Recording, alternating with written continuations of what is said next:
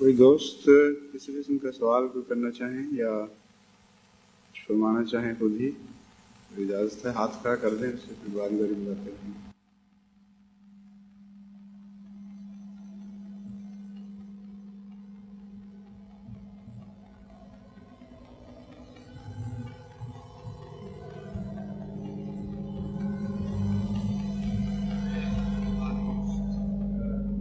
یہ سوال کرتے ہیں کہ بانی سلسلہ احمدیہ ان کی اپنی زبان جو تھی وہ عربی نہیں تھی، اور کئی ایسے صلحاء اور مفسرین گزرے ہیں کہ نہ صرف ان کی اپنی زبان عربی تھی بلکہ وہ اس کے ماہر تھے، اور یہ کیسے ہو سکتا ہے کہ ان لوگوں نے جو قرآن کی تفاسیر کی ہیں وہ غلط ہوں اور بانی سلسلہ احمدیہ کی تفاسیر صحیح ہوں؟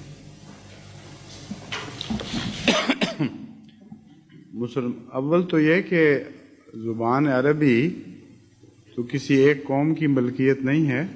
جب قرآن کریم عربی میں نازل ہوا تو ساری دنیا کے لیے قرآن کریم ہے، اس لیے دنیا میں کوئی بھی عربی کا علم حاصل کر کے قرآن کا فہم حاصل کر سکتا ہے، ورنہ تو نعوذ باللہ من ذالک ساری دنیا جو ہے بھاری اکثریت وہ ڈس ایڈوانٹیج پہ ہوگی اور صرف عربوں کی عربی ہی قابل قبول ہوگی۔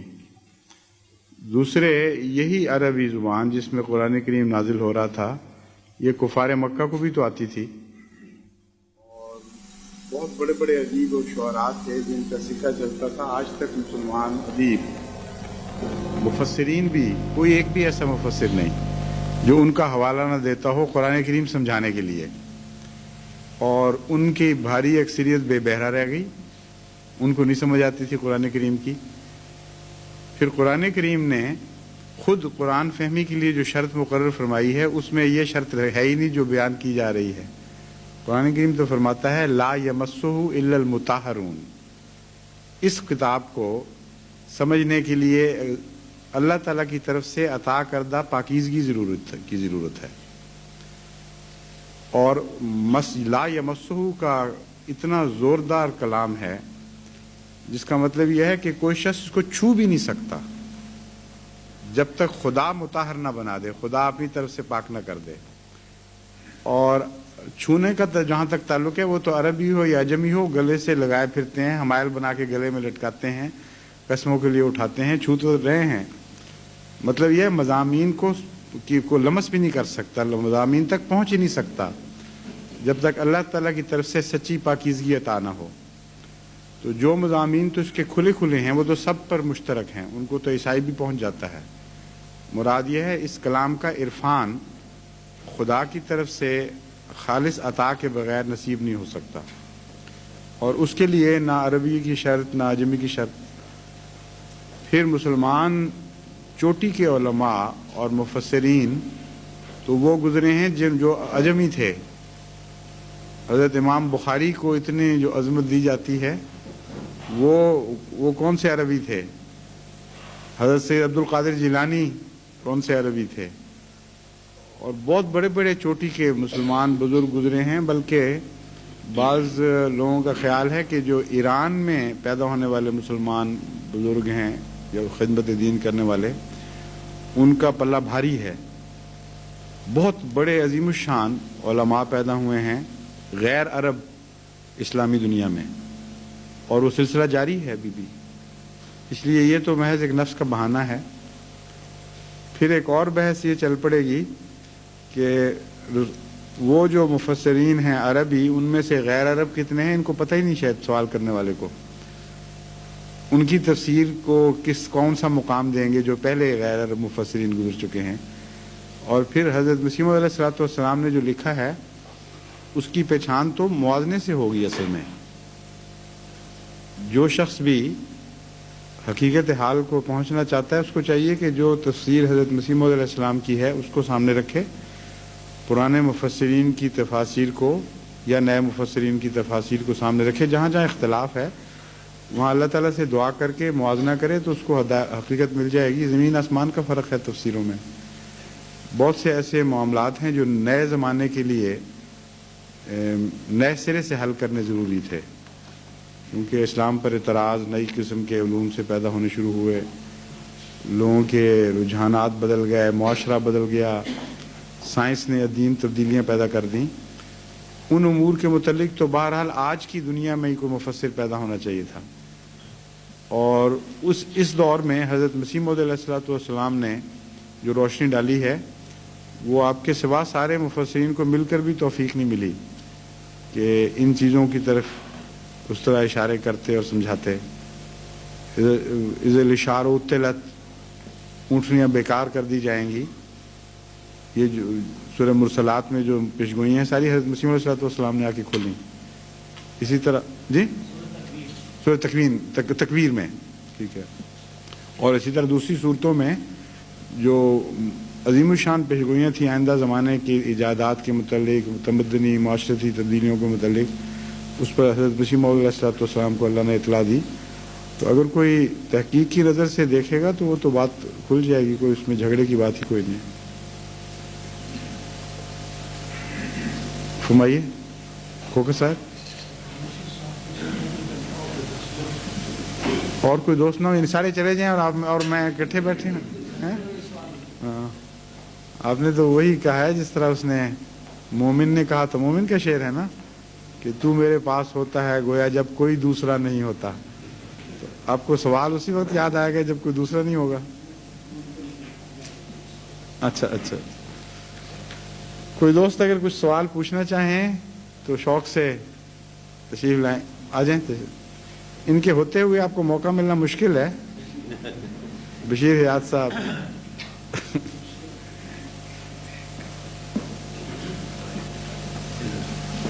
آپ السلام علیکم۔ وعلیکم السلام ورحمۃ اللہ۔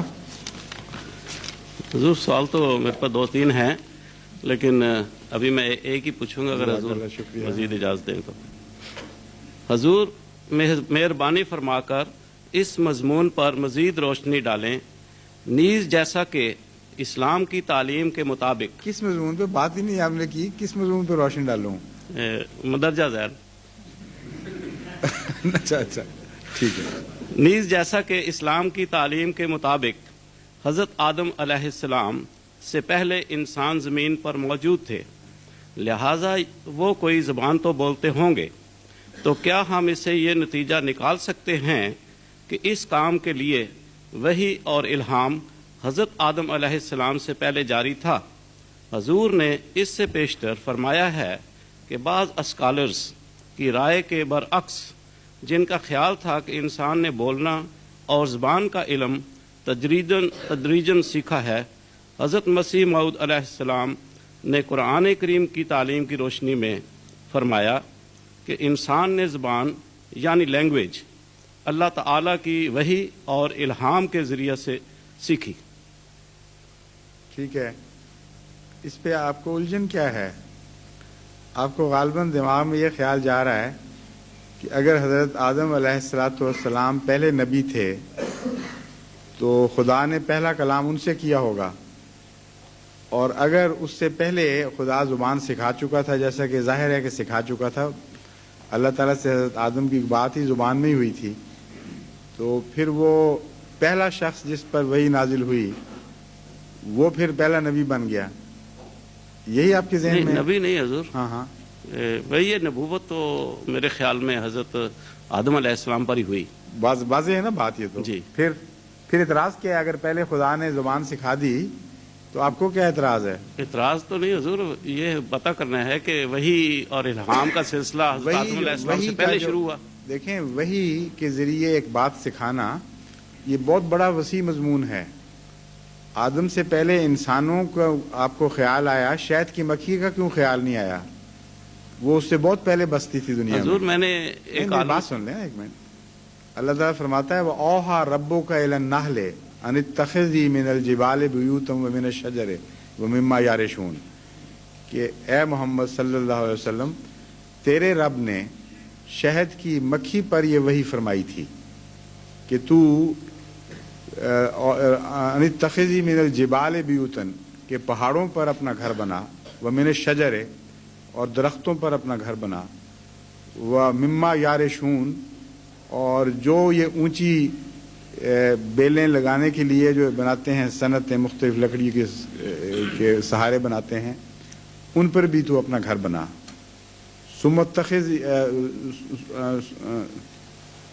ثم کلی من کل الثمرات فصلوں کی سبل ربک ذللا، پھر ہر قسم کے پھلوں میں سے کچھ کھا، اور اس کے بعد شہد کا ذکر آ جاتا ہے مضمون.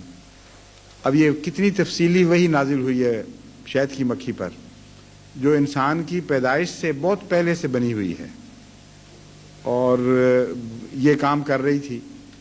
تو اللہ تعالیٰ کی وحی کو تو کوئی محدود نہیں کر سکتا. اس کی شکلیں مختلف ہیں وحی کی. بعض وحی کی شکلیں القاء کے ذریعے ہوتی ہیں، بعض فطرت میں وحی کھود دیتی ہے نقش، اور وہ انسان کو پتہ، اس چیز کو پتہ نہیں لگتا کہ مجھے خدا نے کوئی خاص چیز دی ہے واضح طور پر، لیکن فطرت میں لکھا جاتا ہے وہ. تو اس کا جو پیغام ہے شہد کی مکھی کا، یہ اس کے جینیٹک سیلز میں لکھا ہوا ہے، اور اتنا گہرا لکھا گیا ہے، مستقل تفصیلی چارٹ اس کو ملا ہوا ہے کہ اس سے ادھر ادھر ہو نہیں سکتی ہے. تو خدا تعالیٰ نے جب زبان سکھائی تو اس کے لیے بھی یہ ضروری نہیں ہے کہ ایک شخص کو بلا کر اس کو زبان سکھائی گئی ہو اور اس کو کہو باقیوں کو سکھاؤ، بلکہ خدا کے فرشتوں نے خدا تعالیٰ کے تصرف کے تابع انسان کو اس مضمون کی طرف مائل کرنا شروع کیا. ایک سے زیادہ انسانوں کو شروع کیا ہوگا، اور رفتہ رفتہ اللہ کی ہدایت کے تابع یہ زبان پھیلی. یہ مراد ہے. یہ مراد نہیں ہے کہ جس طرح انبیاء کو الہام ہوتی ہیں زبانیں، اس طرح تفصیل سے کھلے لفظوں میں الہام جاری ہوا ہے. بعض کلمات خوابوں کے ذریعے دکھائے جا سکتے ہیں. ہو سکتا ہے ابتدائی انسانوں کو خواب میں خدا تعالیٰ نے بولنا سکھا دیا ہو، چند کلمات جاری ہوئے، پھر اس کے بعد باقی زبان جو ہے وہ رفتہ رفتہ خدا کی ہدایت کے مطابق ترقی کرنا شروع کر دی. حضور، یہ سوال بنانے کے وقت میں نے مزید علماء سے بھی مشورہ لیا تھا، تو یہ شہد کی مکھی کا بھی مسئلہ آیا تھا. تو اس میں یہ نہیں پتہ لگتا تھا کہ یہ شہد کی مکھی پہلے پیدا ہوئی حضرت آدم علیہ السلام سے کہ نہیں. یہ ہمارے مسئلہ یہ نہیں پتہ لگ رہا تھا. اچھا، نہیں بہت پہلے سے پیدا ہوئی. جی بس، جزاک اللہ.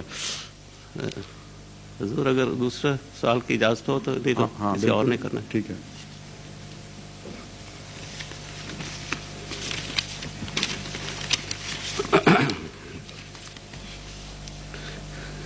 بنو امیہ نے اسلام میں بادشاہت رائج کی. حضور سے درخواست ہے کہ ہماری راہبری فرمائیں کہ کیا بنو امیہ کے بعد کسی شخص نے، خواہ وہ خلیفہ کہلاتا ہو یا حاکم، کسی رنگ میں خلافت راشدہ کے دور کا اعادہ کیا؟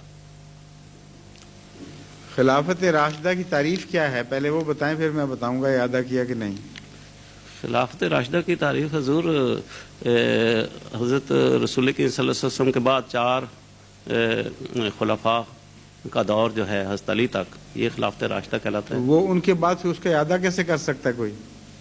دور کا اعادہ مطلب کہ ایسا ہی دور کس طرح اعادہ کر سکتا ہے؟ جو خلافت رسول اللہ صلی اللہ علیہ وسلم سے نصیب ہوئی ہو، اس خلافت کو کوئی جاری کس طرح کر سکتا ہے از خود؟ روحانی رنگ میں حضور، یہ نہیں کہ وہی in the spirit, in the spirit of that کر ہی نہیں سکتا کہ بندے کا اختیار ہی نہیں. جب تک نبوت نہ ہو خلافت نہیں ہو سکتی. اور خلافت نبوت کے بعد اگر وہ ٹوٹ جائے تو اللہ براہ راست کر سکتا ہے. بندے کا حق ہی کوئی نہیں خلیفہ بنانے کا. خلیفہ خدا بناتا ہے، اور جب وہ نظام بنا دیتا ہے تو اس نظام کے ذریعے جو خلیفہ بنتا ہے وہ خدا کی طرف سے بنتا ہے. جب وہ ٹوٹ جائے، منقطع ہو جائے، تو دوبارہ پھر اس کو کسی بندے کا اختیار نہیں. جس طرح جان نکل جائے بندے کی تو دوبارہ کوئی ڈال ہی نہیں سکتا بیچ میں. اللہ کا کام ہے روح پھونکنا. یہ تو درست. اور آدم کو جب خلیفہ بنایا، وہاں اس مضمون کو خدا نے کھول دیا کہ جب ہم نے آدم کو خلیفہ بنایا، اس میں پھر اپنی روح پھونکی، تب وہ خلیفہ بنا ہے. اور جب تک روح نہیں پھونکی، کسی کو حکم نہیں دیا اس کی اطاعت کا. اب پڑھ لیں قرآن کریم میں ہر جگہ جہاں ذکر آتا ہے، اطاعت کے حکم سے پہلے روح پھونکنے کا ذکر آتا ہے. جب تک اللہ تعالیٰ کی طرف سے روح نہ پھونکی جائے، پہلا خلیفہ جو نبی کہلاتا ہے وہ بن ہی نہیں سکتا. اور جب تک روح نہ آئے، اس سے آگے نسل نہیں چلتی. خلافت ایک روحانی نسل ہے نا، جی جس سے پہلے اللہ کی روح پھونکنے کا فعل ضروری ہے. جب وہ منقطع ہو جائے پھر جب تک دوبارہ خدا روح نہ پھونکے وہ خلافت جاری نہیں ہو سکتی. اسی لیے بادشاہت بنی ہے، خلیفہ ان معنوں میں نہیں آ سکا پھر. حضور میرا لیکن جی تمثیلاً حضور تمثیلاً آپ اگر پوچھتے ہیں تو پھر مجدد جتنے تھے وہ تمثیلی رنگ میں خلیفہ تھے. یعنی کچھ نہ کچھ خدا تعالیٰ کی نیابت میں اللہ تعالیٰ کی ہدایت کی روشنی میں جو کام کرتے تھے ان پر ذلی خلافت تھی، یہ کہہ سکتے ہیں آپ. جی بس حضور بعد میں کبھی time. Who is his father?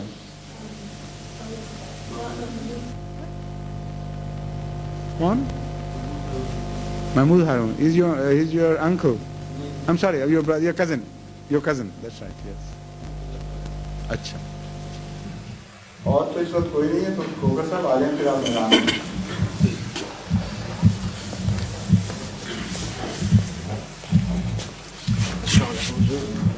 میرا سوال بڑا چھوٹا سا ہے. اسلام میں کہا جاتا ہے کہ 72 فرقے ہیں اور 73 فرقے، اور اس سے پہلے یہود اہل کتاب تھے، اسلام اس کے بعد آیا.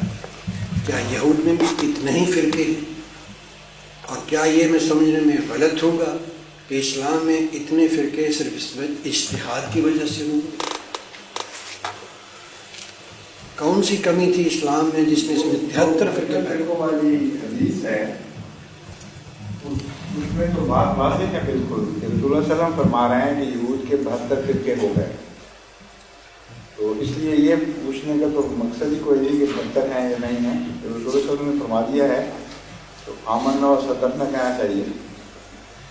جہاں تک مسلمانوں کے فرقوں کا تعلق ہے، رسول اللہ صلی اللہ علیہ وسلم نے فرمایا یہود بھی مسلمان بھی یہود کے مشابہ ہو جائیں گے.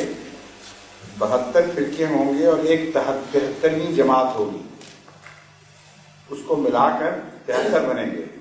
لیکن اس کو آپ نے 72 فرقوں میں شامل کرنے کی بجائے اسے الگ بیان فرمایا کہ 73ویں جماعت ہوگی اور وہ جنتی لوگ ہوں گے. اور ان کی جب پوچھا گیا ان کی تعریف کیا ہوگی، کس طرح پہچانے جائیں گے، تو فرمایا ما انا علیہ و اصحابی، جو میرا اور میرے صحابہ کا حال ہے وہی حال ان لوگوں کا ہوگا. یہ ہے وہ حدیث. اس کی روشنی میں جو بحث اٹھتی ہے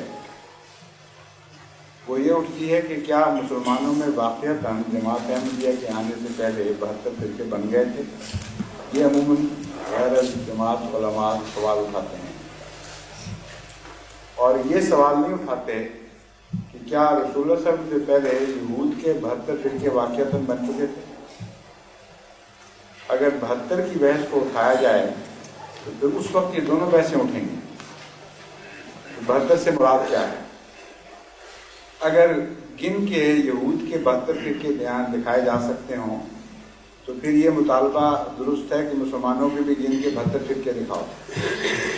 اگر بالعموم کثرت کی طرف اشارہ ہے بکثرت فرقے اور یہود میں 72 فرقوں کی معین نشاندہی نہ ہو سکے تو پھر مسلمانوں غیر احمدی مسلمانوں کا یہ مطالبہ بھی جائز نہیں کہ ہمیں بھی ہمارے فرقے گن کے دکھاؤ.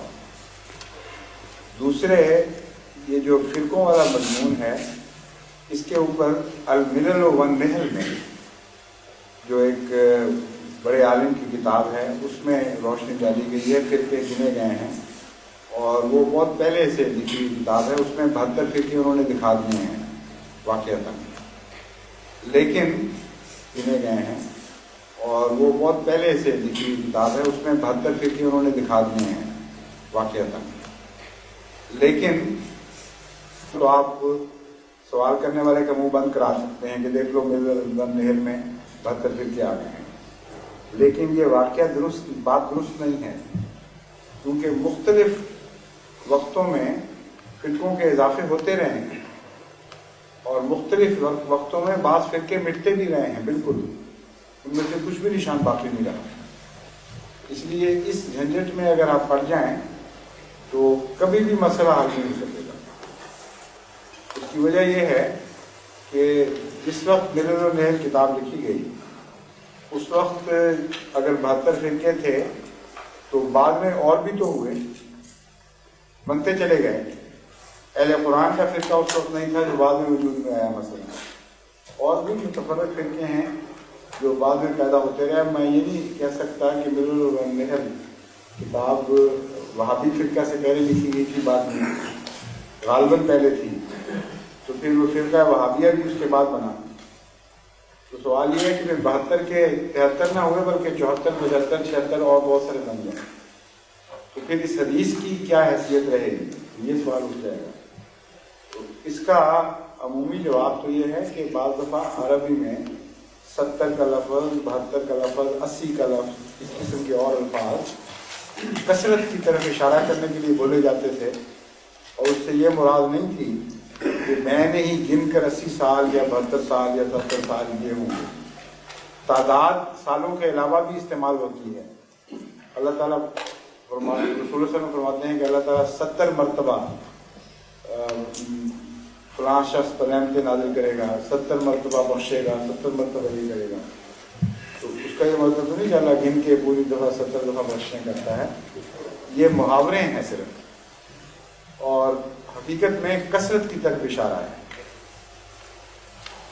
حقیقت پوری طرح ایگزیکٹلی گن کر آپ ثابت نہیں کر سکتے. اور ایک اور پہلو یہ ہے، جیسے کہ میں نے اشارہ کیا تھا، اگر فرقے بڑھتے ہیں تو کچھ مٹتے بھی ہیں، کانسٹنٹ پروسیس ہے. اس لیے عین ممکن ہے کہ ایک وقت میں 72 موجود رہیں، واقعتاً بھی 72 موجود رہیں، لیکن ہمیں اس کی طاقت نہیں ہے کہ گن کے دکھا سکیں، کیونکہ کچھ آ رہے ہیں، کچھ مٹ رہے ہیں. اس لیے یہ بحث بیکار ہے، اس میں پڑھنا ہی نہیں چاہیے. دیکھنے والی بات یہ ہے کہ فرقوں کی کثرت ہوئی ہے کہ نہیں، اور اسی طرح ہوئی ہے کہ نہیں جس طرح یہود کے فرقوں کی کثرت ہو گئی. اگر یہ کثرت کسی کے لیے کافی نہیں ہے کہ وہ حدیث کے پورا ہونے کا وقت آ گیا ہے اور 72 پر زور دیتا ہے، تو پھر وہ جماعت کبھی آ ہی نہیں سکتی دنیا میں، کیونکہ 72 سے آگے نکل چکی ہے بات، 80 سے بھی اوپر نکل گیا ہوں گے اب تو پھر. تو جب یہ حالت یہاں تک پہنچ گئی تو جو گننے والا ہے اس سے آپ کو پوچھنا چاہیے کہ پھر تمہاری جماعت آئی کیوں نہیں. اگر 72 کے بعد ہی آنی تھی اور ہمارے اوپر ذمہ داری ڈالتے ہو کہ 72 گن کے دکھائیں، تو تم گن کے دیکھ لو بشر، بات تو 72 سے کہیں اوپر نکل گئی ہے اور وہ جماعت کیوں نہیں آئی. اور اگر 80 پہ نہیں آئی تو آگے کب آئے گی؟ پھر جب بھی کوئی آئے گا شخص جماعت بنانے والا، تم اس سے یہی سوال کرو گے پھر بھی کہ 72 گن کے دکھاؤ، تو تم تو اس کبھی بھی ہدایت نہیں پا سکتے. اس لیے لفظ 72 اہم نہیں ہے، اہم حصہ اس کا وہ ہے کہ معنی علیہ واصحابہ. جب اختلاف ہوگا، ایک سے زیادہ فرقے ہوں گے، تو جس فرقے کے حالات رسول اکرم صلی اللہ علیہ وآلہ وسلم اور آپ کے صحابہ سے ملتے ہوں گے، وہ فرقہ سچا ہے. جو مرکزی نقطہ ہے اس کا یہ ہے دراصل. اور وہ حالات کے متعلق جو وہ حالات کیا ہیں اس کے متعلق میں پہلے آپ کو بتا چکا ہوں. صاف پہچانے جاتے ہیں کسی انسان کے لیے کوئی مشکل نہیں رہ جاتی.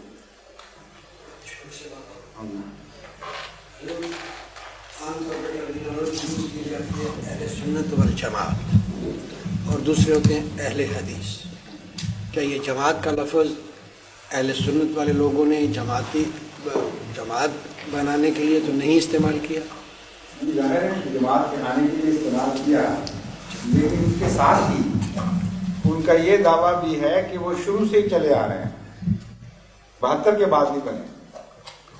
اور جو رسول اللہ صلی اللہ علیہ وسلم نے خوشخبری فرمائی ہے وہ 72 کے بعد بننے والی جماعت کو خوشخبری فرمائی ہے.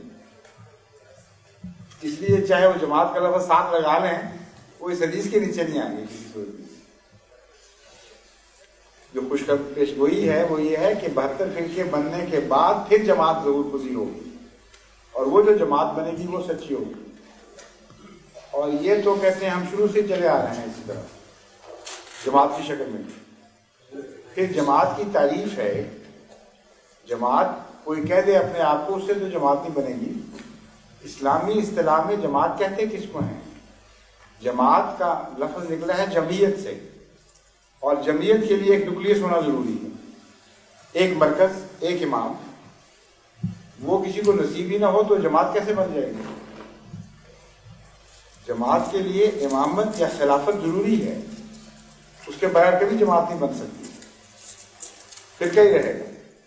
اس لیے اگر کسی جماعت کوئی جماعت کہلاتی ہو اور اس کے مسجدوں کے امام آزاد ہوں، ہر شخص اپنی کہہ رہا ہو، اپنی منوا رہا ہو، اور متفرق ہوں اور پھیلے ہوئے ہوں، اور کوئی اجتماعیت نہ پائی جائے، کوئی یکجہتی نہ ہو، کوئی ایک قبلہ نہ ہو، کوئی ایک امام نہ ہو جس کے اوپر وہ پورا یقین رکھتے ہوں کہ خدا کا نمائندہ ہے یہ ہم نے، ان علامتوں کے بغیر جماعت کیسے بن سکتی ہے؟ اس لیے اہل سنت والجماعت جو کہلاتے ہیں ان سے آپ پوچھ کے دیکھ لیں، وہ تو آپس میں ایک دوسرے کے علماء کے ساتھ بھی اکٹھے نہیں ہوتے، آپس میں ان کے اختلافات، لڑائیاں جھگڑے اور بنیادی مسائل پر اختلافات، اتنے بنیادی اختلافات کہ اگر ایک سچا ہے تو دوسرا ہو ہی نہیں سکتا، تو پھر وہ جماعت کس طرح کہتے ہیں اپنے آپ کو؟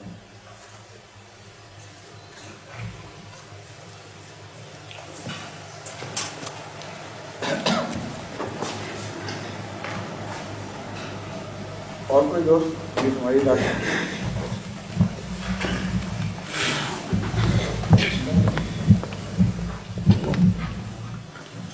ایک سوال جو ہمارے غیر جماعت دوست کیا کرتے ہیں عام طور پر، وہ یہ ہے کہ مسیح موعود یا اس زمانے کے جو مہدی ہیں ان کا تعلق آخری زمانہ سے مختص کر دیا گیا ہے، اس کا کیا قطعی ثبوت ہے کہ یہ آخری زمانہ ہے، یا اس زمانے میں جب بانی سلسلہ احمدیہ نے مسیح موعود ہونے کا دعویٰ کیا وہ آخری زمانہ ہے؟ آخری زمانہ تو ایک اصطلاح ہے مذہبی، جسے دراصل لیٹر ڈیز انگریزی میں کہا جاتا ہے، اور کسی نے بھی اس کی پیشگوئیاں کی ہیں، اور اکثر مذاہب میں یہ محاورہ ملتا ہے۔ ہندوؤں میں بھی حضرت کرشن کی پیشگوئی ہے کل یگ میں، جبکہ زمانہ آخر پہ جب زمانہ خراب ہو جائے گا، حضرت بدھ نے بھی پیشگوئی کی ہے اپنے دوبارہ آنے کی۔ تو آخری زمانہ تو مراد یہ ہے لیٹر ڈیز، یعنی آخر بعد میں کسی وقت، اور قرآن کریم نے بھی یہی لفظ استعمال فرمایا ہے، وَآخَرِينَ مِنْهُمْ لَمَّا يَلْحَقُوا بِهِمْ، کہ آن حضرت صلی اللہ علیہ وآلہ وسلم کی بعثت ثانویہ ان آخرین میں ہوگی جن کا صحابہ سے زمانے میں الحاق نہیں ہے، وہ الگ زمانے کے لوگ ہیں، الگ زمانے۔ تو آخری کا لفظ ایک بعد کے زمانے کے متعلق آتا ہے جو مبہم سا ایک تصور ہے۔ اس زمانے کو پہچاننا ہو تو اس زمانے کی علامتیں پہچاننی چاہیے، اگر وہ علامتیں ظاہر ہو جائیں گی تو زمانہ پہچانا جانا چاہیے۔ اس لیے اگلا سوال ضروری ہے اس کے بعد کہ اس زمانے کی علامتیں کیا ظاہر کی گئیں۔ آن حضرت صلی اللہ علیہ وآلہ وسلم نے اس مضمون کو بڑی تفصیل سے کھول کر بیان فرمایا کہ جب بھی مسیح نے یا مہدی نے آنا ہے اس سے پہلے امت محمدیہ پر کیا حالات گزر رہے ہیں۔ ایک وہ جو حدیث میں نے پڑھ کے سنائی، آپ نے پوچھا تھا جس کا میرے سوال خوکر صاحب نے، وہ بھی ایک نشانی ہے کہ امت فرقہ فرقہ بٹ چکی ہوگی، اور بہت سی تفصیل سے علامتیں ہیں رسول اکرم صلی اللہ علیہ وسلم نے خود بیان فرمائی، جن میں مثال کے طور پر دجال کا ظہور، دجال کی علامتیں، اس کی پہچاننے کا طریقہ، اس کی سواری کی نشانیاں، اس زمانے میں کیا کیا ایجادات ہو رہی ہوں گی، انسان کتنے ترقی کر چکا ہوگا، اس کے تمدنی حالات کیا ہوں گے، عورتیں کیا کر رہی ہوں گی، مردوں سے برابری کی کوشش ہو رہی ہوگی، ان کے فیشن کیا ہوں گے، اور معاشی اور تمدنی حالات کیا ہو چکے ہوں گے۔ نہایت تفصیل سے زمانے کے ہر پہلو کا نقشہ آن حضرت صلی اللہ علیہ وسلم نے خود کھینچا ہوا ہے، اور جہاں تک امت محمدیہ کی دینی حالت کا تعلق ہے وہ نقشہ بھی کھینچا ہوا ہے۔ اس لیے ایک آدمی اگر سچی جستجو رکھتا ہے اس کو چاہیے کہ وہ دیکھے کہ وہ تصویریں جو کھینچی ہوئی تھیں وہ پوری آ گئی ہیں۔ مثلا یہ جو امت محمدیہ کے اندر اختلافات اور لوگوں کا حال کیا ہوگا، علماء کیسے ہوں گے، اس کے متعلق ایک حدیث ہے جسے جو موجودہ علماء ہیں وہ اگرچہ ان کے خلاف ہی ہے لیکن ماننا پڑتا ہے ان کو کہ ہاں یہ حدیث موجود ہے اور سچی ہے۔ رسول اللہ صلی اللہ علیہ وسلم نے فرمایا سیاتی علی الناس زمان لا یبقى من الاسلام الا اسمه ولا يبقى من القرآن الا رسمه مساجدهم عامرة وهي خراب من البدع علماؤهم شر من تحت هذه السماء، کہ ایک ایسا بدقسمت زمانہ آنے والا ہے کہ اسلام صرف نام کا باقی رہ جائے گا اور قرآن کریم صرف لکھنے کے لیے ہوگا، مسجدیں بظاہر آباد بھی ہوں گی لیکن ہدایت سے خالی ہوں گی، اور علماء اس وقت کے علماء شرهم من تحت علی السماء، آسمان کے نیچے بدترین مخلوق ہوں، سب سے زیادہ شریر مخلوق ہوں۔ یہ ایک پیشگوئی ہے۔ اور اسی طرح 72 فکروں میں بٹنا اور دینی حالت خراب ہونا، ایک اور حدیث میں آتا ہے کہ میری امت میں آخر پر آ کر مسلمان جو ہیں آخری دور میں وہ اس طرح وہ یہود کے مشابہ ہو جائیں گے جس طرح ایک جوتی دوسری جوتی کے مشابہ ہو جائے گی۔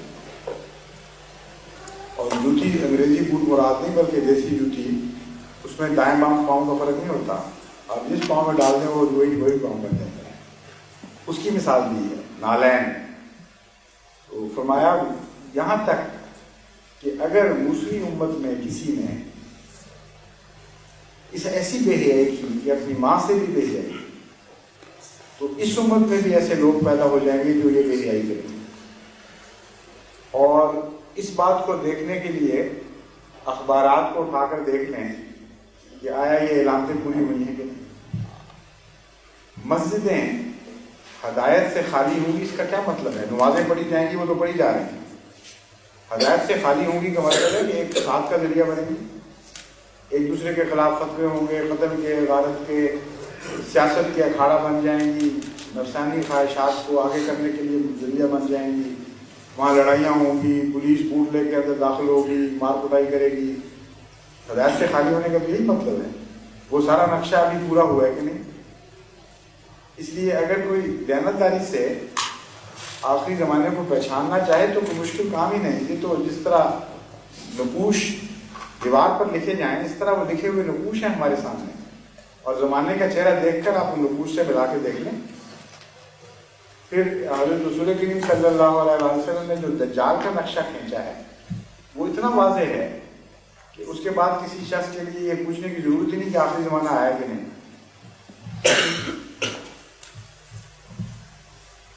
دجال کے متعلق جس کا مسیح سے پہلے آنا ضروری ہے اور آخری زمانے کی علامتوں میں سے ایک علامت ہے۔ حضرت صلی اللہ علیہ وسلم نے فرمایا کہ وہ ایک بہت ہی دراز قد انسان ہے، اتنا اونچا قد ہے کہ وہ آسمان سے باتیں کر رہا ہے، اور ایک آنکھ سے کانا ہے، یعنی دائیں آنکھ اس کی اندھی ہے، اس میں کوئی نور نہیں، بائیں آنکھ بہت بڑی اور روشن ہے، اور اتنی روشن ہے، اتنی اس کے اندر بصیرت ہے کہ وہ پاتال کی خبریں لاتی ہے، زمین کے اندر بھی جو کچھ ہو رہا ہے اس کی بھی نظر، اس پر بھی نظر ہے اس کی، اور وہ ایسا طاقتور ہے کہ دنیا کی ساری قوموں کو فتح کر لے گا اور کسی کی مجال نہیں ہوگی اس کا مقابلہ کر سکے، اور بڑے حیرت انگیز آپریشنز بھی کرے گا، قوموں کو پھاڑے گا اور پھر اکٹھا کرے گا، کبھی مارے گا کبھی زندہ کرے گا، وہ خوراک لے کر ساتھ پھرے گا، اور جہاز خوراک کے لدے ہوئے اس کے ہوں گے اس کے ساتھ۔ جو قومیں اس کی بات مانیں گی، اس کی غلامی قبول کریں گی، ان کو معاشی لحاظ سے بڑی مدد دے گا، وہاں حیرت انگیز ترقیاں ہوں گی، اور آسمان ان کے لیے پانی برسائے گا اور فاقوں سے نجات پائیں گے، اور جو قومیں اس کا انکار کریں گی ان کو بھوکے مارے گا، اور وہاں ڈراؤٹس پیدا ہو جائیں گے اور بڑی بڑی سختیاں بڑے پیدا ہوں گی، قحط پیدا ہوں گے۔ یہ ساری علامتیں حضرت صلی اللہ علیہ وسلم نے اس کی شخصیت کے متعلق بیان فرمائی۔ مسلمان علماء اکثر جو ہم جماعت احمدیہ سے تعلق نہیں رکھتے، وہ چونکہ ظاہری طور پر اس حدیث کا مطلب لیتے ہیں، وہ ابھی تک انتظار کر رہے ہیں، ان کے لیے آخری زمانہ آیا ہی نہیں۔ اس لیے جو سوال کرنے والا ہے اس کو پہلے دکھانا پڑے گا کہ ہم کس طرح ان پیشگوئیوں کے معنی لیتے ہیں، پھر اس کی عقل، اس کی فراست خود فیصلہ کرے گی کہ جماعت احمدیہ جو تعبیر کر رہی ہے وہ سچی ہے یا غلط ہے۔ علماء کی تعبیر کو اگر یہ سچا مانے کہ سچ مچ کا ایک کانا دیو پیدا ہو، تو جب تک وہ دیو نہ پیدا ہو ان کا نہ آخری زمانہ آنا ہے، نہ ان کا مسیح آنا ہے، نہ مہدی آنا ہے، اور دن بدن حالت بد سے بدتر ہوگی، کیونکہ رسول کریم صلی اللہ علیہ وسلم نے جہاں پیشگوئیاں فرمائی ہیں وہاں یہ بات واضح کر دی ہے کہ جب امت محمدیہ کے دن خراب ہوں گے تو پھر مسیح اور مہدی کے آئے بغیر پلٹیں گے نہیں، پھر ان میں انقلاب نہیں آئے گا، دوبارہ زندگی مل ہی نہیں سکتی جب تک کہ یہ واقعہ نہ ہو جائے کہ آسمان سے خدا مسیح مل۔ جب یہ شرط ہو گئی تو مسیح سے پہلے آنے والا ہی نہیں آیا تو آخری زمانہ کہاں سے ظاہر ہو جائے گا؟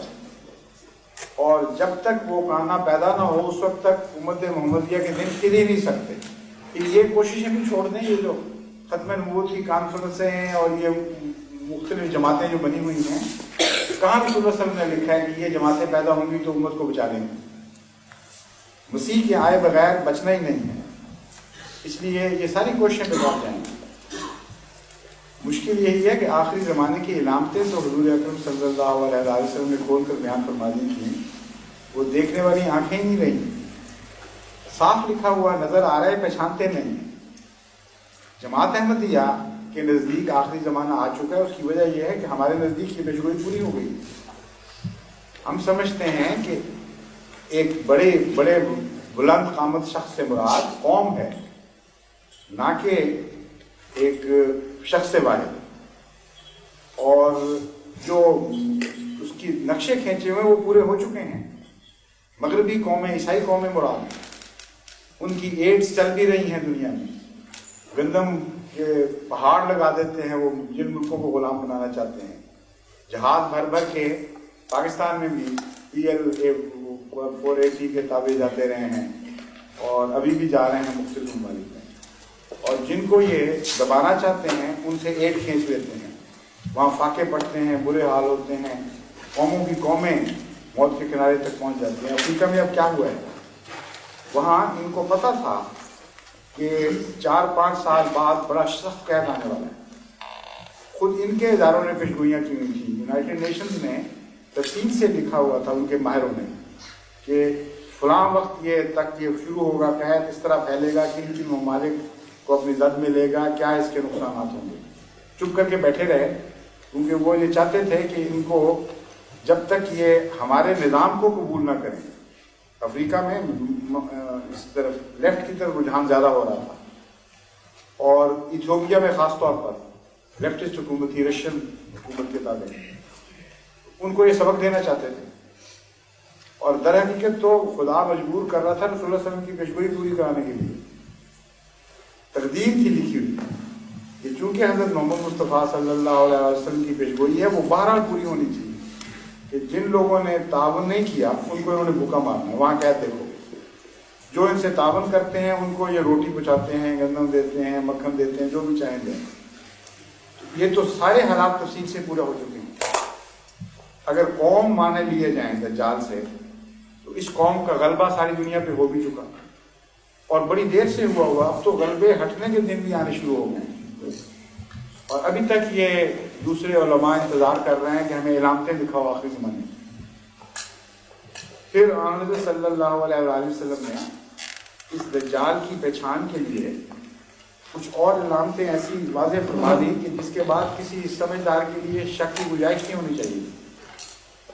فرمایا وہ صلیب کا گویا پجاری ہو، کیونکہ جس مسیح نے دجال کو قتل کرنے آنا ہے اس کی نشانی یہ بتائی کہ وہ صلیب کو توڑے گا اور دجال کو قتل کرے گا اور سور کو مارے گا۔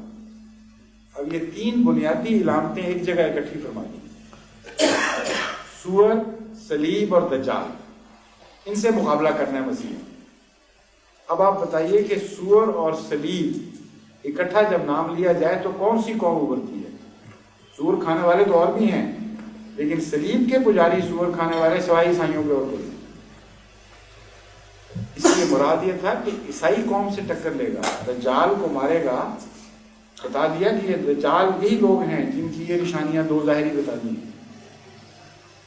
کسی کے ذہن میں جو شک رہ سکتا تھا اسے اور بھی کھول دیا تھا. اتنا واضح کر دیا کہ اس کے بعد کوئی آنکھیں بند کرے زبردستی تو نہیں دیکھے گا، ورنہ اس کو نظر آ جانا چاہیے. فرمایا دجال کا گدھا بھی خدا نے مجھے دکھایا ہے، اور اس گدھے کی علامتیں تفصیل سے حضرت صلی اللہ علیہ وآلہ وسلم نے ان پیشگوئیوں میں بیان فرمائی، کثرت کے حدیثوں میں ملتی. مسلمان علماء کو سوچنا چاہیے تھا کہ ایک گدھے کا ذکر آئندہ پیشگوئیوں میں آخر کیا مطلب ہے. کبھی کسی نبی نے گدھے کی باتیں اس طرح تفصیل سے نہیں کی، اور رسول اللہ صلی اللہ علیہ وسلم سب سے بڑے نبی، سب انبیاء سے افضل، ایک گدھے کو کیوں اہمیت دے رہے ہیں؟ اس بات کو نہیں سمجھے. گدھا صرف علامت تھا ایک سواری کی، اور یہ بات دکھانے کے لیے گدھے کے اوپر زور دیا گیا تھا کہ لوگ سمجھ سکیں کہ جس قوم کی یہ سواری ہوگی، جس قوم نے ایسی سواریاں ایجاد کی ہوں گی، وہی دجال ہے. چنانچہ آپ نے فرمایا کہ دجال کا ایک گدھا ہوگا، اس کی نشانی یہ ہے کہ وہ آگ کھا کے چلے گا. اب آگ کھا کے چلنے والا گدھا تو آج تک پیدا نہیں نہ ہوا کوئی، نہ کوئی سوچ سکتا ہے، نہ اس زمانے میں کوئی سوچ سکتا تھا کہ آگ کسی سواری کی فائر پاور بن سکتی ہے، یعنی فائر پاور کے ذریعے بھی کوئی سواری چل سکتی ہے. حیرت انگیز پیشگوئی ہے، لیکن ابھی یہ صرف آغاز ہے اس کا. پھر فرمایا کہ وہ جو گدھا دجال کا ہے، اس کے پیٹ کے اندر لوگ سوار ہوا کریں. اب پیٹ میں کہاں سے داخل ہوں گے؟ فرمایا اس کی سائڈ پہ سوراخ ہوں گے داخلے کے لیے. اور yes you already got it, not only aeroplane, some other as well. پھر فرمایا کہ اس کے اندر روشنیاں ہوں گی، یعنی پیٹ میں جاتے ہوئے خیال آتا ہے کہ اندھیرا ہوگا گدھے کے پیٹ میں. فرمایا نہیں، اس گدھے جس کی ہم باتیں کر رہے ہیں، جو خدا نے ہمیں دکھایا ہے، اس کے اندر روشنیاں چل رہی ہوں گی. پھر فرمایا کہ ابھی کئی عقل کے اندروں کو نہیں پتہ لگتا، اس بچے نے تو فوراً کہہ دیا جہاز، لیکن جنہوں نے آنکھیں بند کی ان کو نہیں سمجھ آتی. فرمایا کہ وہ اتنا تیز چلے گا کہ مہینوں کا سفر دنوں میں طے کرے گا. زمین پر چلنے کا یہ نقشہ کھینچا، اور پھر سمندر میں چلنے کا بھی اس کا ذکر فرمایا. فرمایا وہ سمندر میں چلے گا اور گھٹنوں گھٹنوں تک ڈوبے گا، زیادہ نہیں ڈوبے گا. صاف پتہ چلا کہ وہ تیر رہا ہے. پھر فرمایا کہ وہ ہوا میں بھی اڑے گا اور بادلوں سے اوپر، کلاؤڈ لائن سے اوپر نکل جائے گا، اور اتنا تیز رفتار ہوگا اور اتنا لمبا اڑے گا کہ آپ نے فرمایا مثال کے طور پر کہ اس کا ایک قدم مشرق میں ہوگا تو دوسرا مغرب میں ہوگا. یعنی اس کی فلائٹ کراچی سے ہوتی ہے تو نیو یارک جا کے اترتی ہے، یا لندن جا کے اترتی ہے، کسی اور جگہ. یہ گدھے کی نشانیاں بتا دی. اب آپ بتائیں کہ سوائے گدھے کے ہر ایک کو سمجھ آ جانی چاہیے.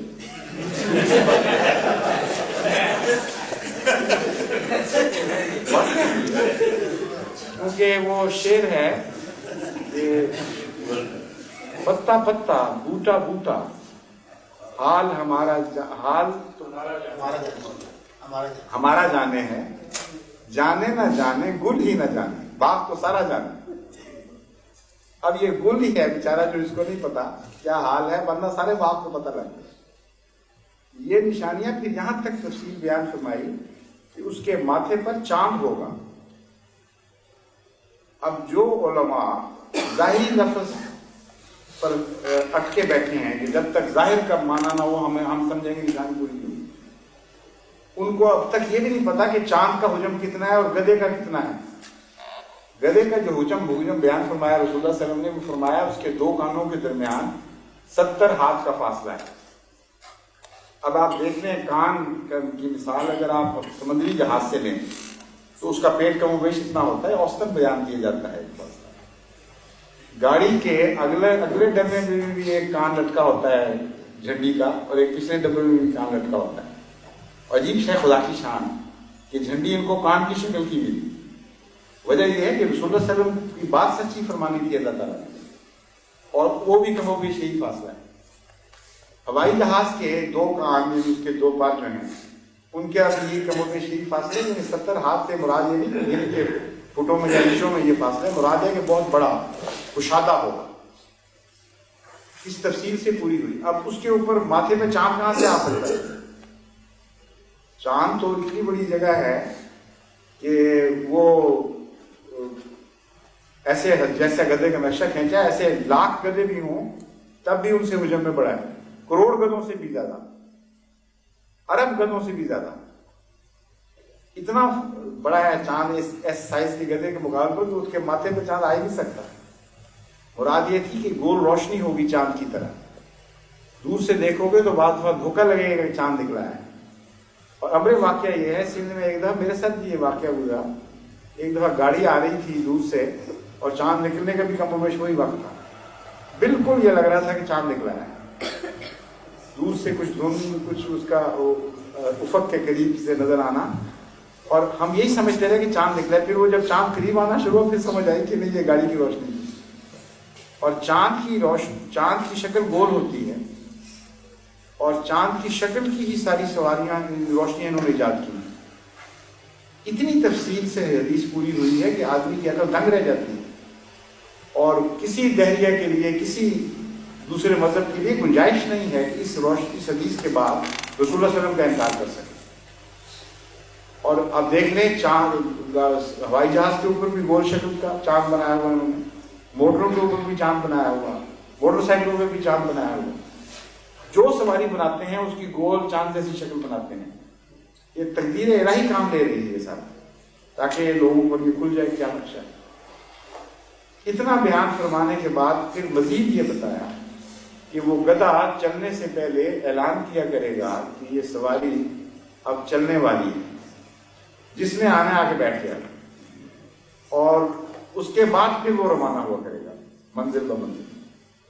اب آپ یہ دیکھ لیں کہ جتنی بھی سواریاں انگریزوں یا عیسائیوں نے ایجاد کی ہیں، ان کے اوپر یہ ساری تفصیل لفظاً صادق آ رہی ہے۔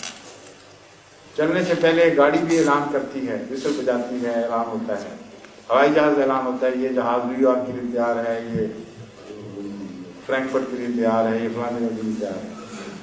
اور بسیں رہ گئیں، وہاں بھی وہ بجاتے ہیں ان کے کنڈکٹر، اور کچھ نہیں تو وہ تھپ تھپ بھی کر دیتے ہیں باڑی پر کہ آ جاؤ بیٹھو، جس سے چلنا ہے چل، ہم چلیں گے۔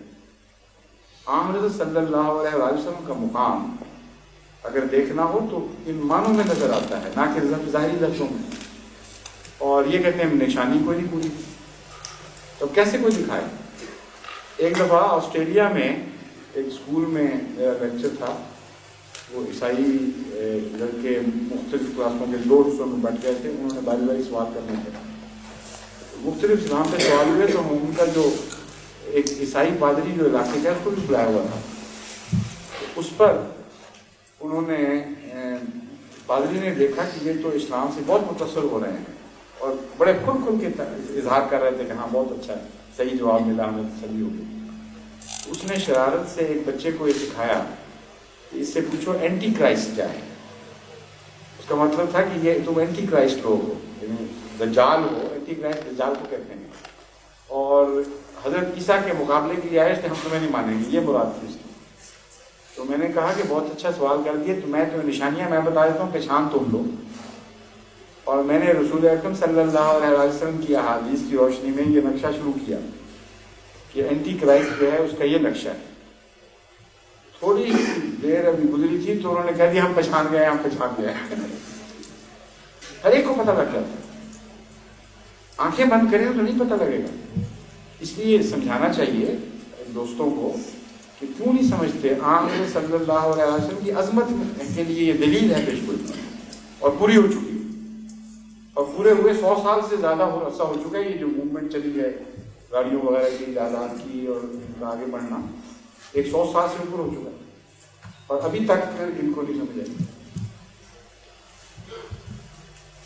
یہ فار کی جو سواریاں ہیں، یہ حضرت مسیح موعود علیہ السلام کے آنے سے کچھ عرصہ پہلے بننی شروع ہوئی ہیں، یہ بھی عجیب شان ہے۔ اور جیسا کہ تھا نا کہ پہلے ایجاد ہو چکی ہوگی، ایجاد ہوگی، اور پھر غلبہ ان کا دجال کے گدے سے دجال کا غلبہ باندھا ہوا ہے خدا تعالیٰ نے. اور آپ یہ دیکھ لیں کہ ساری دنیا پہ اس قوموں کا غلبہ ان سواریوں کے ذریعے ہوا ہے. آج بھی جو قومیں زیادہ تیز رفتار سواریاں بنائیں گی وہی غالب آئیں گی. جب یہ جو اسکائی وار جو ہیں ان سے خطرہ پیدا ہو گیا، وہ اوپر سے ان کو ڈسٹینس نہیں ہوتی، اس لیے انتہائی تیز رفتار وہ حملے کر سکتے ہیں وہاں سے، آسمان سے. اور یہی سواریاں ایندھن سے چلنے والی جن کے ذریعے دنیا میں اب طاقت کا فیصلہ ہونا.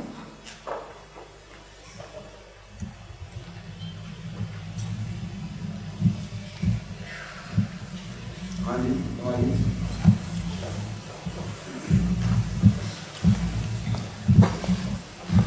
حضرت مسیح موعود علیہ السلام کا ایک فارسی شعر ہے جس کا ایک مصرع ہے، منم محمد و احمد کے مجتبیٰ باشد. اس کا معنی اور اس کی وضاحت، وہ دوسرا مجھے پورا آتا نہیں جی، پہلا مصرع. پہلے مصرے میں مسیح الزمان کا ذکر ہے کہ میں ہی وہ مسیح الزمان ہوں، منم محمد و احمد کے مجتبیٰ. یہ دوسرا مصرع.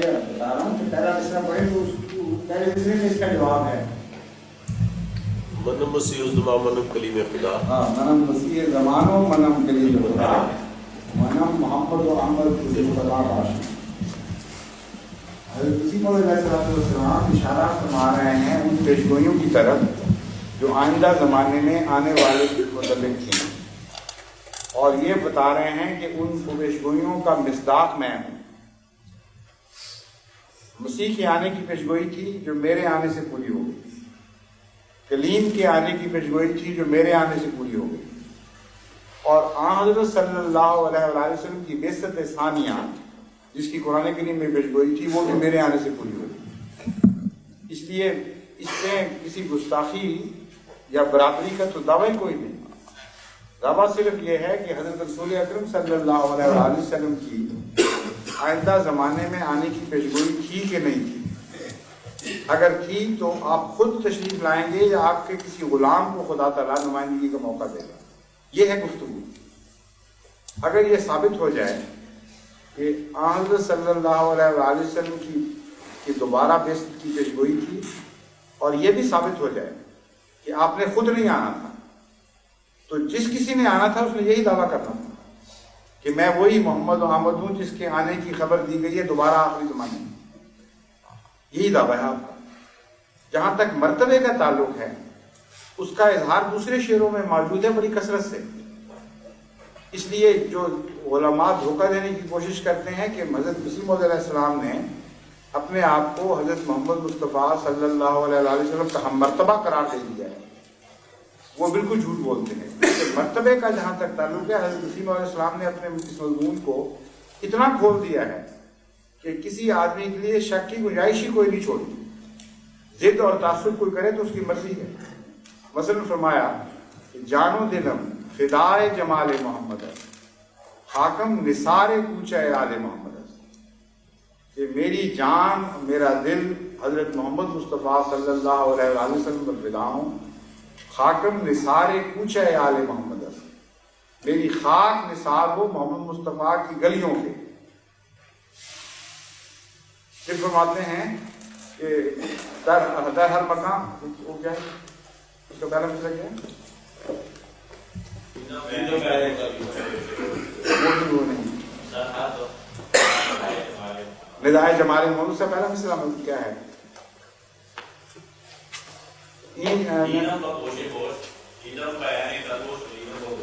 ہاں، دیدم بعین قلب و شدیدم بگوش ہوش، در ہر مکان ندائے جمال محمد، کہ میں نے خود اپنی آنکھوں سے دیکھا ہے، دل کی آنکھوں سے، اور ہوش کے کانوں سے سنا ہے. ہر دنیا کے مقام سے محمد مصطفیٰ صلی اللہ علیہ وسلم کے حسن کی آواز بلند ہوئی. این چشمہ رواں یہ بے خلق خدا دہاں یا قطرے ہی ز بحر کمال محمد، کہ یہ سارا فیض جو میرے ہاتھوں سے تم جاری دیکھ رہے ہو یہ حضرت محمد مصطفیٰ صلی اللہ علیہ وآلہ وسلم کے عرفان کے سمندر کا ایک قطرہ ہے. پھر فرماتے ہیں وہ ہے میں چیز کیا ہوں بس فیصلہ وہ یہی ہے، سب ہم نے اس سے پایا شاہد ہے تو خدا، وہ ہے میں چیز کیا ہوں بس فیصلہ یہی ہے، وہ جس نے حق دکھایا وہ رہنما یہی، وہ مالک یہی ہے۔ اگلا اس کا پہلا مصرع کیا ہے؟ سب ہم نے اس سے پایا شاہد ہے تو خدایا، وہ جس نے حق دکھایا وہ مالکا یہی ہے، اس نور پر فدا ہوں اس کا ہی میں ہوا ہوں، وہ ہے میں چیز کیا ہوں بس فیصلہ یہی۔ تو جہاں تک مقام اور مرتبے کا تعلق ہے وہ ان آیات سے ظاہر ہوتا ہے، اس لیے اس وقت کسی تمثیل کی خاطر کوئی نام قرار دے دینا، کسی ایک نام کو دوسرے نام پر جسپاں کر دینا، اس کو ہم مرتبہ نہیں بناتا، نہ اس کو شرک کہتے ہیں۔ اگر مرتبے میں برابری کا دعویٰ ہو تو پھر یہ شعر ہو ہی نہیں سکتے، یہ تو صاف بتا رہے ہیں کہ مرتبے میں ہم برابری کا دعویٰ کرنے والا جھوٹ بول رہا ہے۔ اس کی مثال میں قرآن کریم سے بتاتا ہوں۔ سب سے زیادہ توحید کے گیت حضرت صلی اللہ علیہ وسلم نے گائے، سب سے زیادہ توحید کی روشنی قرآن کریم میں ملتی ہے۔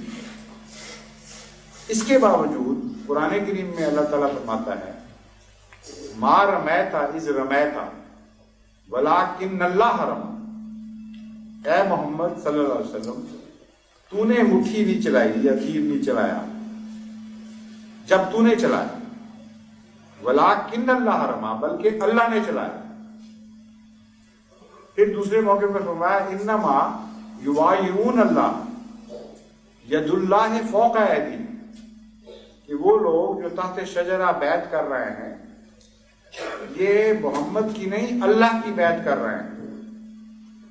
اور مزید شک کو دور کرنے کے لیے فرمایا ید اللہ تحت ایدیہم اے فوق ایدیہم، اللہ کا ہاتھ ہے ان کے ہاتھوں کے اوپر، جو محمد کا ہاتھ تھا وہ اللہ کا ہاتھ ہے۔ اب بتائیں کہ کیا یہ دعویٰ ہے کہ رسول کریم صلی اللہ علیہ وسلم اور اللہ ایک ہی چیز ہے؟ کیا یہ دعویٰ ہے کہ حضرت محمد مصطفیٰ کی مٹھی حقیقتاً اللہ تھا، وہ محمد رسول اللہ علیہ وسلم نہیں تھے؟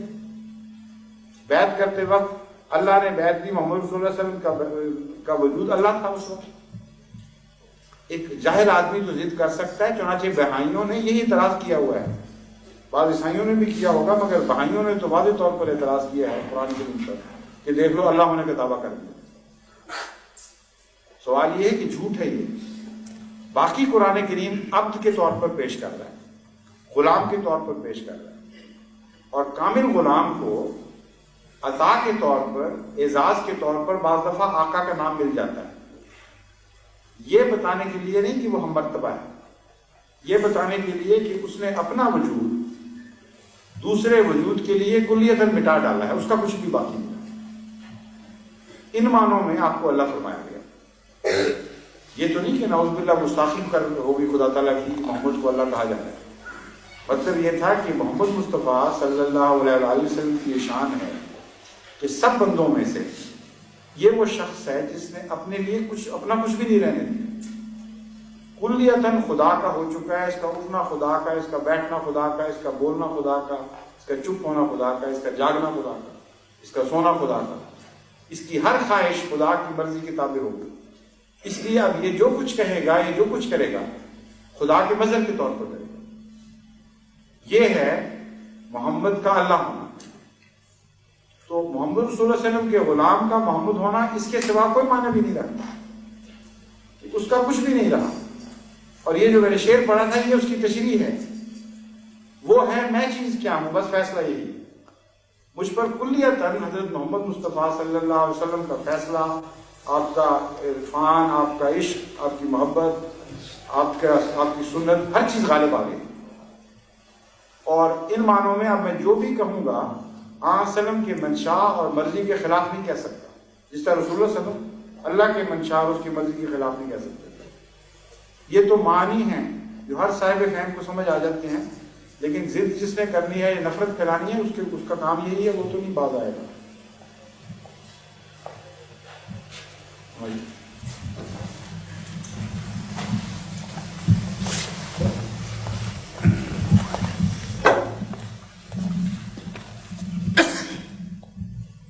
بعض غیر جماعت دوست یہ سوال کرتے ہیں کہ تمام مسلمانوں کا بھی یہ متفقہ عقیدہ ہے اور خود احمدیوں کا بھی یہ عقیدہ ہے کہ اسلام کامل اور مکمل مذہب ہے، کامل اور مکمل مذہب ہے، اور قرآن شریف کی کامل تعلیم ہے، اور وہ بالکل اسی طرح محفوظ ہے جس طرح کہ وہ اپنی اصل میں شکل میں تھا، اور وہ آج بھی موجود ہے، ہم اس سے رائے حاصل کر سکتے ہیں۔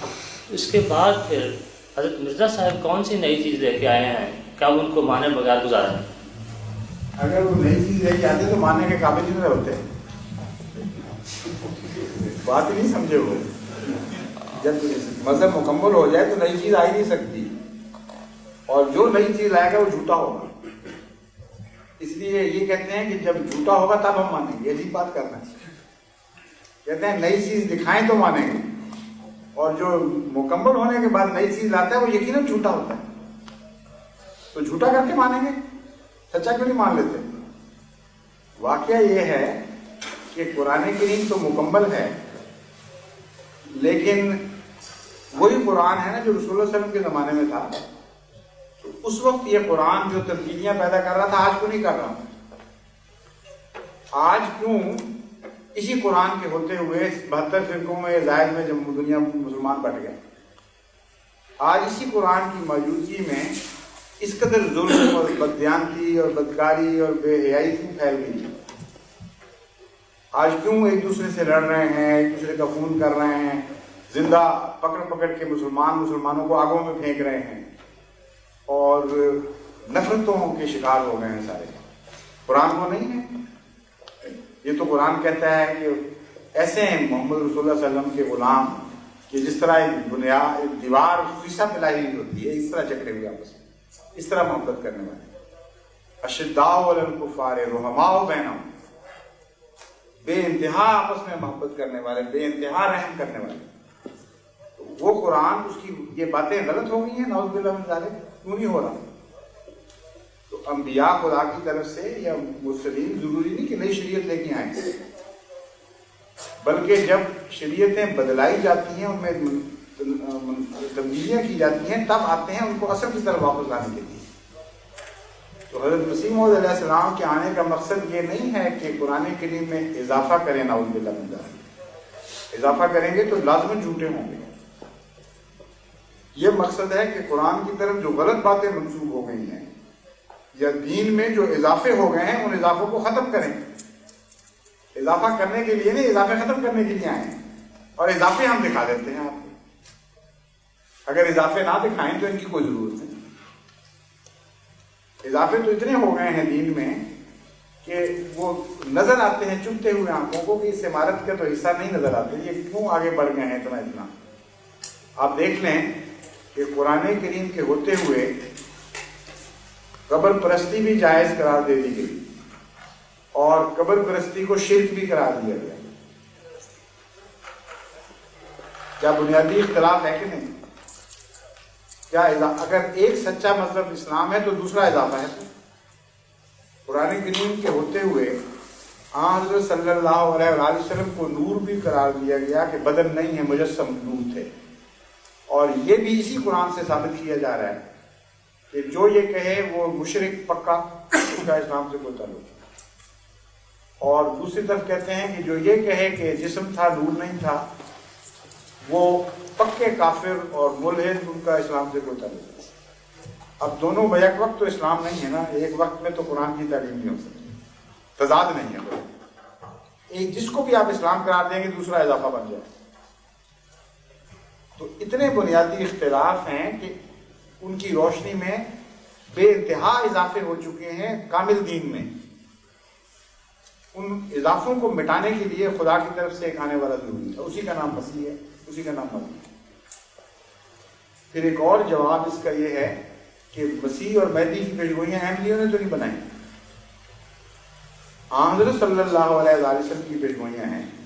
اس لیے اگر حضرت مرزا صاحب کو نہیں ماننا تو نہ مانو، پیشگوئیوں کو مانتے ہو کہ نہیں؟ اور اگر مانتے ہو تو یہی سوال ہم تم سے کرتے ہیں کہ قرآن مکمل تو رسول اللہ صلی اللہ علیہ وسلم نے پیشگوئیاں کیوں کی ہیں مسیح اور مہدی کی آنے؟ جس پر قرآن نازل ہوا، جس پر دین مکمل ہوا، وہ تو پیشگوئی کر رہا ہے کہ اس کامل دین کے باوجود ایک آئے گا، اور 1400 سال بعد والے یہ زیادہ فہم رکھتے ہیں، کہتے ہیں کہ نہیں کوئی ضرورت نہیں آنے کی، دین مکمل ہو جائے۔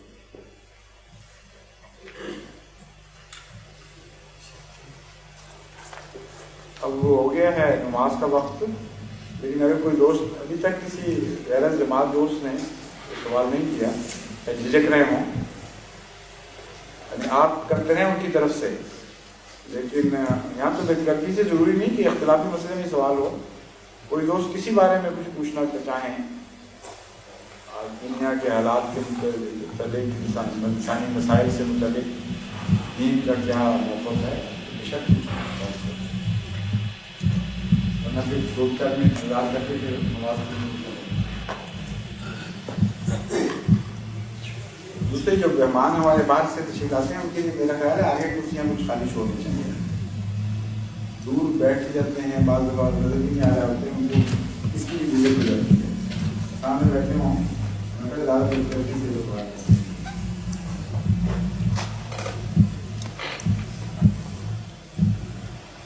5 منٹ لیتے ہیں صرف، میں نے 2 منٹ انتظار کے لیے دیے ہیں، آپ کو سوال کرنے کے لیے نہیں دیے۔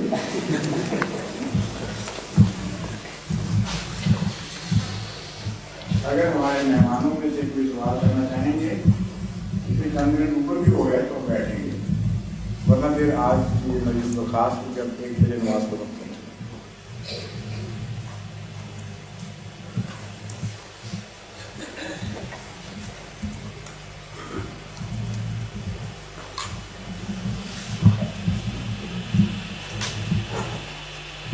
لوگوں سے کوئی نہیں پوچھنا چاہتے، اب آپ بتائیں آپ کیا کہتے تھے؟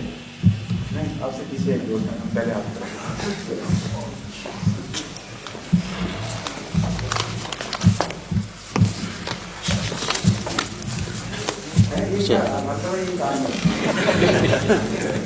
السلام علیکم۔ ایک چھوٹا سا سوال ہے، میں جلدی میں پڑھ دیتا ہوں، حضور ایسا فرمائیں۔ نماز، روزہ اور دیگر عبادات کے قواعد ہیں، حضور ہماری رہنمائی فرماویں کہ دعا کے بھی اس طرح کچھ معین قواعد ہیں جنہیں ملحوظ رکھنا ضروری ہے، یا اگر دعا کرنے والے کے ذہن میں ان قواعد کا خیال نہ رہے تو بھی دعا دل سے نکلے تو کتنی مؤثر ہو سکتی ہے۔ نیز بیان فرماویں کہ بعض اوقات جس مقصد کے لیے دعا کی جاتی ہے وہ مقصد جلد پورا نہیں ہوتا یا اس کا بظاہر کوئی نتیجہ نہیں نکلتا، تو کیا دعا کرنے والا دعا کو جاری رکھے یا صبر سے کام لے؟ بڑا پتہ نہیں کتنا ہوتا ہوگا، یہ بہت چھوٹا کہتے ہیں سوال تھا۔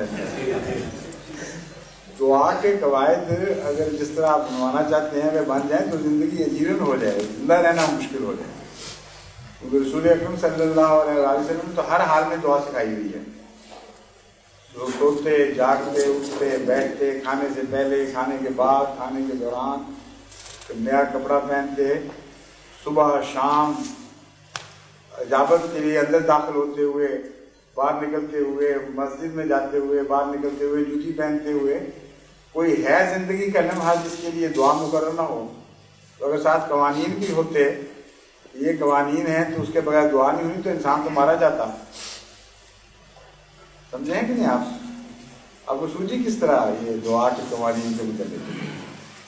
دعا تو خدا اور بندے کے درمیان ایک تعلق ہے جو آقا اور غلام کے درمیان ہوتا ہے، اور اس کا دل کی صدا سے تعلق ہے، جو ضروری نہیں کہ لفظوں میں بھی ڈھلے۔ بہت سی دعائیں ہیں جو بعض انبیاء اشارتاً مانگ لیتے ہیں، باقی خدا پہ چھوڑ دیتے ہیں کہ بغیر مانگے آپ ہی کر لے فیصلہ۔ دعا کا تو اتنا وسیع مضمون ہے کہ زندگی کے ہر لمحے پہ حاوی ہے، اور اس کی قسمیں اتنی بے شمار ہیں، ان کے بارے میں قوانین بن ہی نہیں سکتے۔ حضرت موسیٰ علیہ السلام نے کیا دعا کی تھی؟ رب انی لما انزلت الی من خیر فقیر، کہ اللہ میں تو فقیر ہوں، میں نے نہیں منہ سے مانگنا کچھ، جو جھولی میں پڑتا ہے خیرات ڈال دو۔ کیسا عجیب ہے یہ دعا کا رقص۔ فقیر بھی یہی کہ اگر یہ نہیں بات ضروری نہیں سب فقیر کہیں کہ پیسہ ہی دو یا نہ دو، جو سمجھدار فقیر کہتے ہیں سوال ہے جو ڈال دو ڈال دو۔ تو تو خیرات میں کوئی آٹا لے آتی ہے عورت، کوئی بچا ہوا ٹکڑا روٹی لے آتی ہے، کوئی سالن بچا ہوا لے آتی ہے، کوئی پیسے دے دیتی ہے.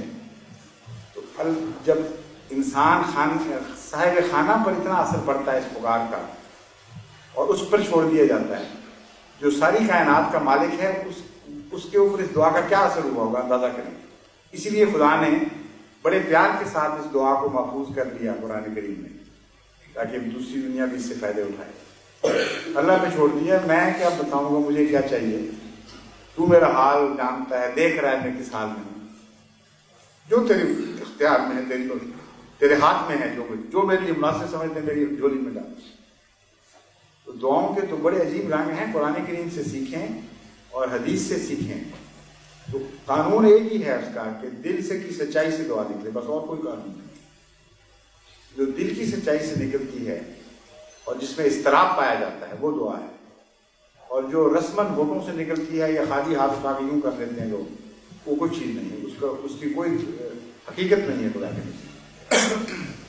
تبھی اجیب الدعوت داعی اذا دعان ہے، اجیب المستر یہ بھی ہے الفاظ کہ میں مستر کی بات کو قبول کرتا ہوں، اس کی دعا کو مانتا ہوں. کیا ہے؟ ہاں اجیب نہیں، اما یجیب المستر، وہ کون ہے جو بے قرار کی دعا کو سنتا ہے. اللہ تعالیٰ بے قرار کی دعا کو اتنی اہمیت دیتا ہے، اور دعا کا بے قراری سے اتنا گہرا تعلق ہے کہ قرآن کریم سے پتہ چلتا ہے کہ مشرک جو ساری عمر شرک کرتے گزر جاتی ہے ان کی، اور جو دعا مانگتے وقت خدا کو بلا دیتے ہیں ایک دفعہ مصیبت میں پھنس کر، اللہ ان کی بھی سن لیتا ہے اضطرار کی وجہ سے، اور یہ جانتا ہے کہ جب واپس یہ بچ کے نکلیں گے تو پھر دوبارہ وہی حرکتیں شروع کر دیں گے.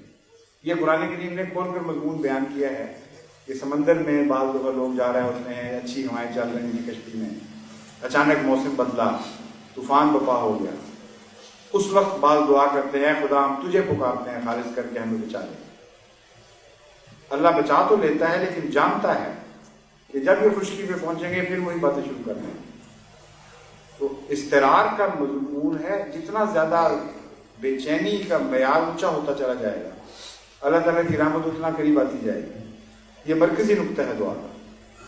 باقی تفاصیل کی تو کوئی ضرورت نہیں تھی، نہ طے ہو سکتی ہے، نہ انسان ان کا پابند ہو سکتا ہے.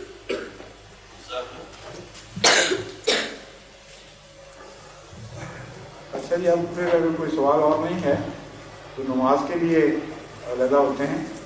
چند منٹ میں دوست جا کے سنتے ہیں پڑھنے، تو پھر میں بھی آتا ہوں. السلام علیکم.